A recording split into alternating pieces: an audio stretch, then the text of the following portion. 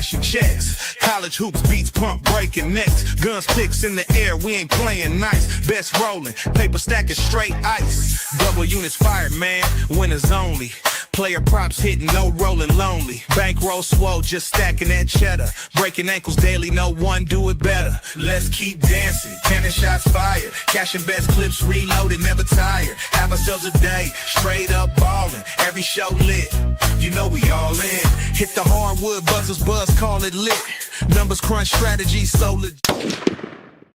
Yes, sir. What is going on, everybody? Welcome back to the GunzPicks channel. This is the Breakin Ankle Show. I'm the host with the most support guard of podcasts and self-proclaimed CBB goat himself, and we are on a little bit of a tear with the college basketball plays. However,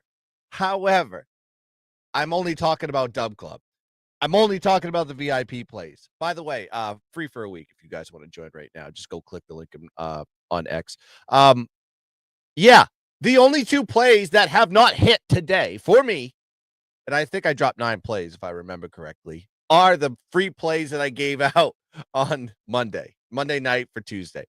That is, sometimes it just works out that way. I can't help it. I thought these two plays were plays that deserved to be on the show, plays that would cash and pay the bills, and they didn't.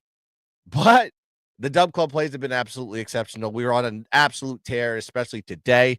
And we're going to continue this on. This is where we make our money. This is the bread and butter time. This is the tournament time. This is motivation time. It's everything. So go check out Dub Club, join for a week. It's going to get you, I think the last day's tomorrow, actually Wednesday. So I guess, it would be within 7 minutes. It's going to be tomorrow. So you better go join now. Get on it. You get it for a week. They'll get you all the way through conference tournament games. And then, of course, you got to pay the bills, pay the piper if you want to get into the NCAA with the VIP members. I mean, we've been cashing tickets. I know how good I'm doing college basketball right now. I just did my update today. I'm up 22 units. Actually, I haven't done updated today either. Then today, I've upped my units because I'm very confident with these games. And, we're just going to have a nice little ride here going into the NCAA tournament. Can't wait to give out the plays for this show. However, win 0-2, like I said, 65-46 on these plays, 58.5%. Last time I checked, that isn't too bad. So even though we had a little bit of a step back in one day, we went 4-3, 2-1, 2-1 the previous 3 days. This one we went 0-2. Happens to the best of us. But, a lot of these games really are kind of like the bottom feeder, so you're kind of playing with fire a little bit. I mean, the fire's been very good to us today. It's just the ones I put on the show weren't. So I'm a little bit depressed on that one.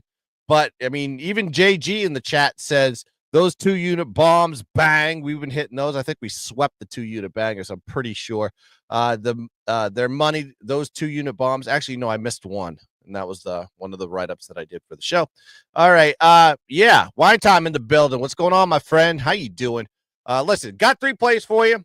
This is going to be for tomorrow's slate, for the Wednesday slate. So the games are starting to pick up. We're starting to get volume here with a lot of these games starting up, especially with the bigger conferences starting their first round, quarterfinals in some cases. Some teams are getting into the finals. So we're getting tickets punched. We're getting tournaments started. And now from Wednesday to Sunday, it is going to be what we like to call heaven for the college basketball betting community. But let's start with the first play that's going to be on the board here. And I'm going to start with a little Big 12 action here with Colorado going against West Virginia in the T-Mobile Center. This is Kansas City, Missouri, in the ugliest court, by the way, that Louis Vuitton court that they got going on. 3 p.m. is going to be the tip on that one.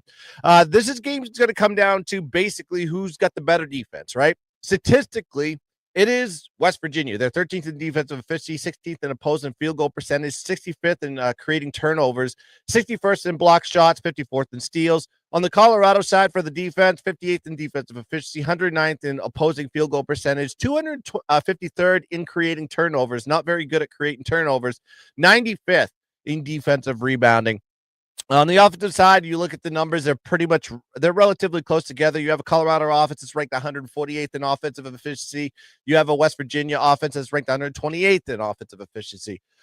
Colorado in this spot, I just think they they will not perform well because you can see it in the spread. Where this number sits right now, you're seeing 5.5, anywhere to 5.5 to 7. So when I did my shopping before the show, they're 3-10 ATS as a single-digit dog this season, and they're 1-5 ATS as a single-digit dog on the road. So really, this Colorado team does not perform well in these type of situations. Then you got to look at these teams met in January. West Virginia did get the win in that game. They were 2.5-point road dogs in that spot.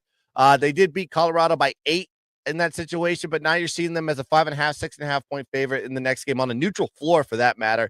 So they're already downgrading the Colorado Buffaloes in this spot, even though neutral floor, the line should not move this significantly. And then you got to look at Colorado. They're off that close win versus TCU tonight. So I think there's going to be a little bit of, trying to figure out how to get gas in the tank going against this West Virginia team that is going to be rested and prepared to go into this game. And not to mention, there's also a motivational factor here for West Virginia. Why? Right now, I'm looking at the bracketology or whatever it's called. And most guys have, most of the experts, I should say, have West Virginia in the tournament currently as an 8 or 9 seed. To maintain that seeding, they're going to have to win a couple games here and there, in my opinion, because there's guys that are sniffing up their butts trying to get a spot themselves. I think West Virginia needs to win this game. Maybe not the next game. We'll have to see about that, but I think they're going to have to get wins to solidify their spot in the tournament. So I think West Virginia gets it done here, and the line's telling the story. Give me West Virginia here, -5.5 as play number 1, baby. And JG in the chat says, yeah, that court is ugly and confusing. Yeah, it's almost like seizure worthy.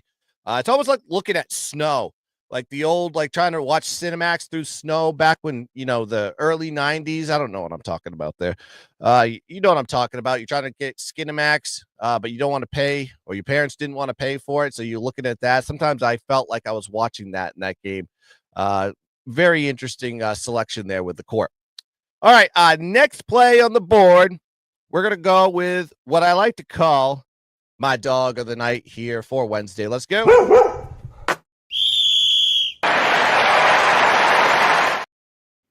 Yeah, we're going to go with a little bit of Washington, D.C. action is going to be in Bender Arena, a rare non-neutral site game for that matter. The Patriot League, I believe it is, with Navy going against American University in Washington, D.C. 7 p.m. is going to be the tip on this one. Now, statistically, relatively even on both sides. You got a Navy offense that's ranked 242nd in offensive efficiency going against an American defense that's ranked 214th in defensive efficiency. American University's offense is ranked 261st in offensive efficiency going up against a Navy defense that's ranked 269th in defensive efficiency. I think there is a little bit of an edge, though, with the Navy defense. They can rebound pretty well. They're 65th in the country in defensive rebounds. And the same thing for American, though. They're 60th in defensive rebounds. So a lot of even numbers here between these two teams. But you got to look at what Navy has done. They've just been an absolute tear as of late, and this is the hot team going into this spot. They're 7-1 straight up, 6-2 ATS in their last 8 games.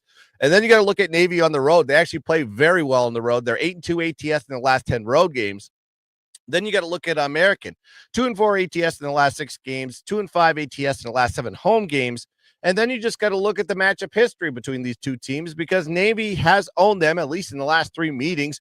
They've won all straight up, all as a dog in those spots. And in the last game that they played, American was playing at home, similar situation that we have here. They were a 4-point home favorite, but now you're seeing them as just a 2.5 point favorite here.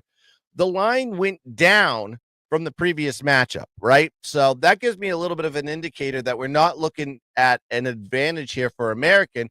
I think the books are recognizing that Navy is in a better spot here, and they love the dog roll. They play well in the dog roll. They play well on the road. I'm just going with a hotter team here, and I think Navy gets it done here. I'd say take them on the money line, but for the show, we're just going to say Navy plus 2.5 as the play, baby. All right. Before I get to my last play, you know what to do. You know it. You got to hit the share. You got to hit the like. If you haven't subscribed to the channel yet, please hit the subscribe button. Hit the notification bell so you know when all content comes on this channel. The way I get into the algorithm, all algorithms that the sports gambling community under YouTube guidelines deems fit. Like buttons, comments, engagement. It's got to work that way. So if you guys can help me out with that, that's all I ask for. I give this information for free. 58.5% winners given out on the video plays on the show. And of course, Dub Club's been cooking right now. You better get on it. You better subscribe now and get the free week trial. I'm going to shut it off tomorrow. I got to, because I got to give something to the people that pay for the premium plays here on the NCAA tournament plays. I can't wait to get into it. Please join up. Hopefully we can all cash together and make some money here during conference tournaments and just have ourselves a damn ball. All right, now we're going to do it. We're going to bring it to the people. It is time for my best bet for Wednesday. Let's go.